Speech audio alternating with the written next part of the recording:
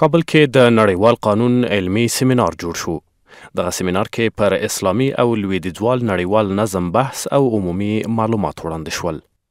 وستفالیا تړون په 1448 کال کې د جرمني په وستفالیا کې د ټولو اروپایي هیوادونو ترمنځ لاسلیک شو. دا اصلا یو تړون نه و، د مختلفو تړونونو مجموعه ولا چې دوی لاسلیک کړل او اوسنی نړیوال قانون د اوسنی نړیوال نظم اساس دوی هلته کېښوده. دغه سیمینار کې د نړیوال قانون په غرب او اسلام کې په نوم کتاب لیکوال ډاکټر زاهد جلالي وویل لویدیځوالو د نړیوال قانون په نوم په خپله ګټه اصول جوړ کړي او په بېلابېلو نومونو او لارو یې په مسلمانانو پلي کوي. دې نه وروسته د انګلستان او د فرانسې او د روسیې قوانین عملي کېدل. دا ډېر مهم تغییر و.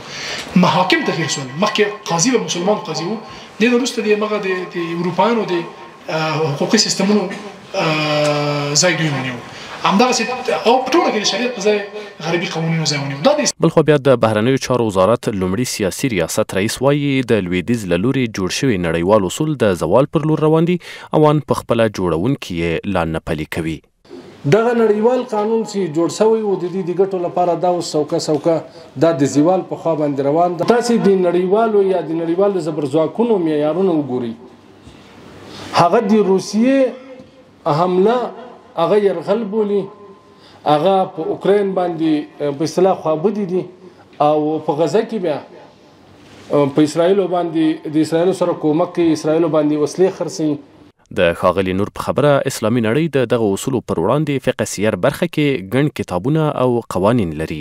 زموږ د سیرو کتابونه امام محمد رحمت الله علیه سیر صغیر د مبسوط یو کتاب ده.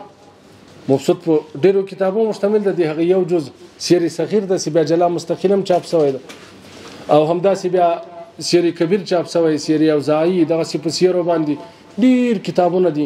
د سیمینار ګډونوال هم ورته پروګرامونه مهم ګڼي او وایي له دې سره به له نړیوال سیاست سره لا زیات آشنا شي. د دې سیمینار اړتیا ډیره لیدل کیږي ځکه موږ په دې لیول نه یو. موږ چې کوم مصروفیت او موږ روزمره ژوند کې نن وخت کې ځکه حکومت په اصطلاح علماو لاس ته لوېدلی ده، په نن ورځ کې موږ سیاست ته ډېره اړتیا لرو.